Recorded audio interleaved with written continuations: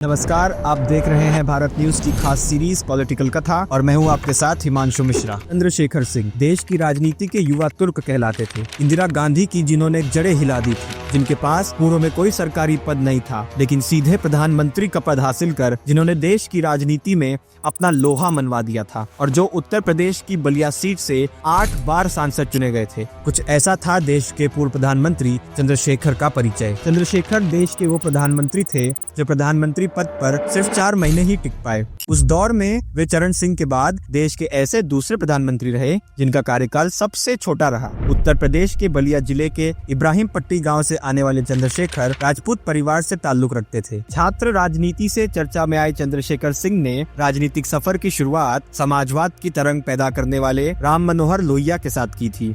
इनकी पहचान हमेशा से ही तेज तर्रार नेता के तौर पर रही। इनके लिए ये बात खूब चर्चित रही कि वे तथ्यों के आधार पर विरोधियों की बोलती बंद करने के सियासी फन्ने माहिर थे। अपनी ऐसी प्रखर छवि के दम पर राजनीति का चर्चित चेहरा बने चंद्रशेखर सिंह के प्रधानमंत्री बनने की कहानी भी बड़ी दिलचस्प है। बात 1989 की है, जब जनता दल ने गठबंधन के सहारे सरकार का गठन किया था। उस समय प्रधानमंत्री पद की दौड़ में प्रबल चेहरा रहे वीपी सिंह के अलावा चंद्रशेखर का नाम भी शामिल था। वीपी सिंह ने उस दौर में राजीव गांधी के चचेरे भाई अरुण नेहरू और हरियाणा के राजनीति के दिग्गज रहे देवीलाल जैसे नेताओं के साथ मिलकर एक प्लान तैयार किया। गठबंधन सरकार में अंदर ही अंदर वीपी सिंह के समर्थन में माहौल तैयार कर दिया गया। नतीजतन वे प्रधानमंत्री बनने में कामयाब रहे, लेकिन कहानी में असली ट्विस्ट अभी बाकी था। यहीं से कहानी में एक अलग मोड़ आता है। चंद्रशेखर सिंह प्रधानमंत्री बनने से चूक गए थे, लेकिन तभी राजीव गांधी ने उनसे हाथ मिला लिया। वीपी सिंह को प्रधानमंत्री बने अभी कुछ ही समय हुआ था कि गठबंधन सरकार में हक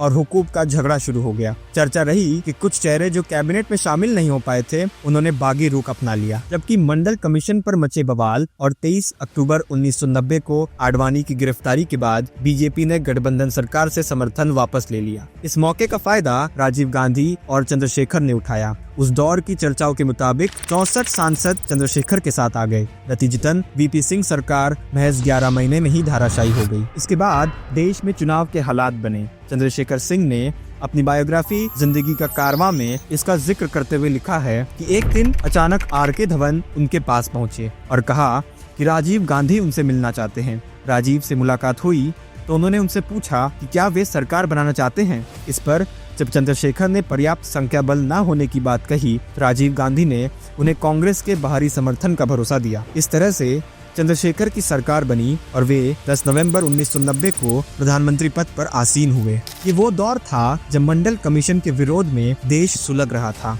छात्र आंदोलित थे तो आत्मदाह जैसी घटनाएं हुई थीं, लेकिन वे इस पद पर ज्यादा समय तक बने नहीं रह पाए। एक मामूली सा बहाना बनाकर राजीव गांधी ने सरकार गिरा दी। चंद्रशेखर पर कांग्रेस ने यह आरोप लगाया था कि वे राजीव गांधी की जासूसी करा रहे थे।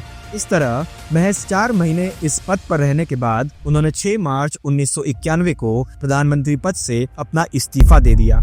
इसके बाद अगले प्रधानमंत्री चुने जाने तक उन्होंने कार्यवाहक के तौर पर 21 जून 1991 तक इस पद को संभाला। इसके बाद नए सिरे से चुनाव हुए। जून 1991 में एक बार फिर कांग्रेस सत्ता में आई और पीवी नरसिम्हा राव प्रधानमंत्री बनाए गए।